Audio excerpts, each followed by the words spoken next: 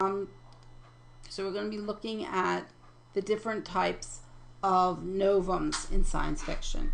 So we think we talked about this, and novum really is the theme and the motif of the science fiction piece. What really makes it science fiction? And novums can range from super technology to super animals to time travel to space travel to aliens to robots to utopias to dystopias. It really can have a large range. And a story can have more than one novum. You can have time travel and robots, i.e., the Terminator. Usually there is some sort of hierarchy to a novum of how it controls the story, which is more important. But sometimes that isn't the issue. I mean, if you look at the Terminator, which is more important, the robots or the time travel? It's really hard to tell. So we're going to look at some. So far we've read 20,000 Leagues Under the Sea, which falls in that kind of super tech novum. You know, the idea of the science before its time, or the ships before their time. And, you know, Jules Verne, yes, we have submarines now, but submarines weren't famous when Jules Verne was doing his writing. So it seemed science fiction at that time. Arthur Clarke's 2001 Space Odyssey would be a more modern approach. We also have super tech that's kind of these supercomputers. You know, we've got war games, or the Terminator has this supercomputer, not just the cyborg in the Terminator, but in the company that he's trying to protect, that decide to take over the world. iRobot has this situation too, in a little bit in the Will Smith film, but a lot more in the book, in which one of the short stories is about this kind of takeover of the computers, how they've decided to run the world, basically, for the protection of human beings. And then you have something like Neuromancer, with this idea of being plugged in, and the internet being a way not just of communicating, but of everything, of traveling, of thinking, all of it. From super tech, we have super animals. And we've already kind of looked at that a little bit. There's certainly the giant versions of real animals, like Jaws and King Kong. But we also have created creatures. You know, the most famous probably being Godzilla. But, you know, the island of Dr. Moreau, for H.G. Wells, where he's kind of hybridizing these animals by sewing animal parts together. And then there was a modern take on that using genetics. And then we have Jurassic Park, in which, you know, the dinosaurs are created using genetics and cloning and all of that. Time travel. And time travel is a novum in itself, and it can appear in two different ways. There can be this kind of explained time travel that has kind of a scientific point to it. You know, things like Doctor Who, the TARDIS is in control of time travel. Time Machine by H.G. Wells, in which this machine takes him through. Farscape, where it's kind of like a traveling through time and space by going through these wormholes. But you also have, you know, Back to the Future, with the DeLorean as the time travel device. Or Quantum Leap, where he's able to, if you've never seen the show, pretty good show for its time. Certainly had a neat novum, a neat science fiction concept, in which there was a machine created that allowed Scott Bakula's character to go back and forth in time. And then we have these unexplained time travels, like the book Kindred by Octavia Butler, in which her main characters travel back in time to a pre-Civil War time. But we really don't know how they do it, or even why.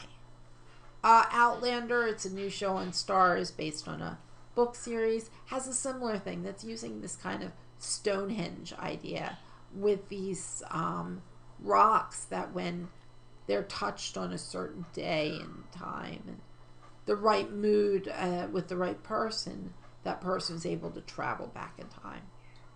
And then there's things like Futurama that have a more silly approach.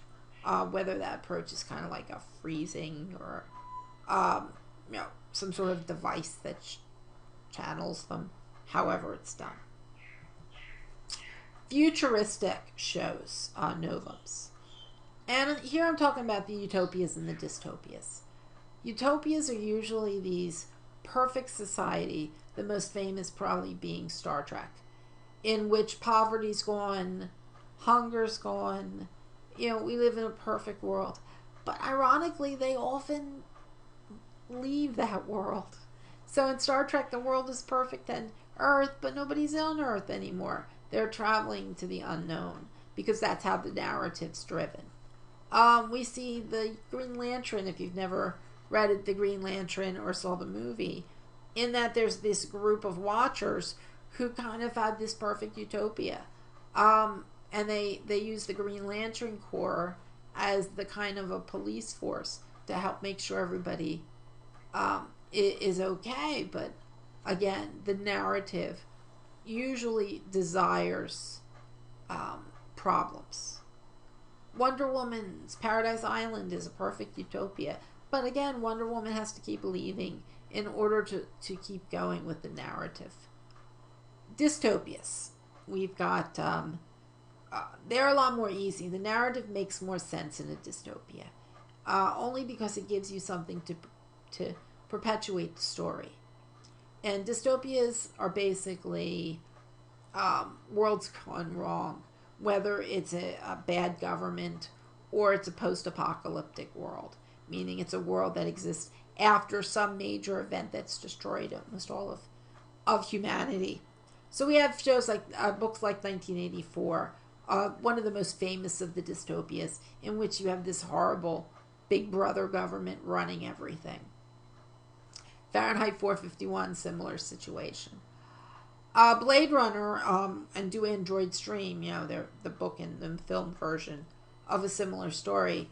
Theirs is not just the bad government, but they live in a world after a major apocalyptic event. V is for Vendetta, similar situation. Another novum we see a lot of is space aliens. We have the invasion kind, like War of the Worlds. We'll get back to Alien in a second. Predator, where Predator's coming in to hunt. And War of the Worlds, most famous, seen a few times, with these aliens coming in. It's also where you would get something like V. Ender's Game plays it a little weird. Same thing with Alien.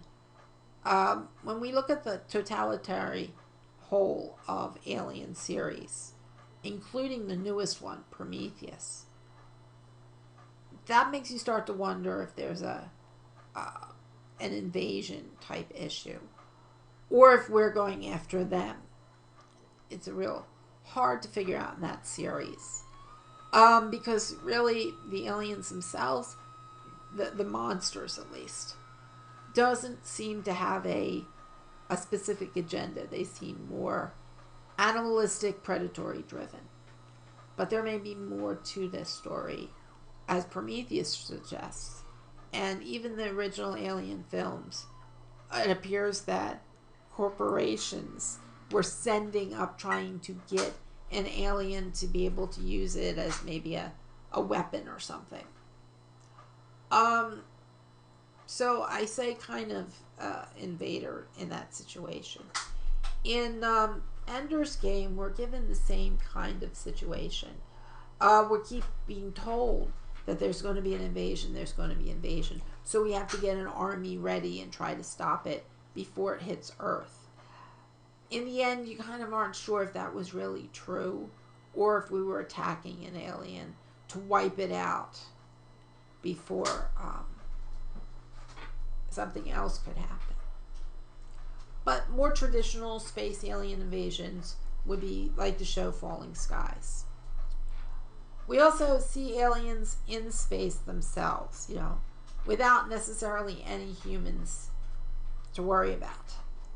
things like, Star Wars, Dune, Babylon 5, Battlestar Galactica. All of those exist without Earth really being anything. I mean, Battlestar Galactica, it's an end goal, but we don't really ever see Earth until the end. I mean, there's also another case. There's aliens that somehow get to Earth but have no desire to invade, like E.T., Starman. These are aliens that we meet but aren't necessarily evil. Then there's, aliens that we go after. Avatar, for example, where humanity's the problem. The aliens are fine by themselves. Finally, one of the newer ones we see are these pandemics. And I say newer because I think they are one of the more recent additions to the sci-fi world. And we've been seeing a lot of them recently, which means people are worried about that particular scenario. But I'm dividing them for our case into two different ones. We've got zombies, like The Walking Dead, Evil Dead, where it's like some sort of virus that seems to spread. We saw a version of that this summer in this kind of super disease, but yet it's an explanation for vampirism, and that is the strain, where maybe this vampirism that's in this story, in this world, is somehow a contagion. Interesting theory. We see a similar situation going on in another sci-fi series called Helix. We're not really sure what that's about either, but it does seem to contain some sort of contagion to it that's creating these almost zombie-like rabid versions of humans. And we see other ones that are less far-fetched, and sometimes that even makes them scarier. In stories like Outbreak or This Summer in the Last Ship, this idea that there's a virus out there that with just a few tweaks from humanity, from scientists playing around, they can turn into super diseases. And that seems to be one of the newer pieces. And there are other novums out there that you'll probably pick up as we go along. But these are the main ones. And when we get to the group project time, I'm probably going to divide you guys up into groups and send you out looking for certain novums and to explore how they're used in some stories or films. All right, so this is where our future's kind of going, to be more sci-fi-y. And we're going to look at these types of ideas and motifs in different stories starting next week when we will be tackling Do Androids Dream of Electric Sheep? And then, of course, it's also Blade Runner, and we're going to be looking at the two storylines. This week, I'm going to have you guys kind of start your way there, but I really want to kind of set us up. We've looked at the history, we've looked at how history's worked, and now we're going to start looking at the individual types of stories. So, good luck.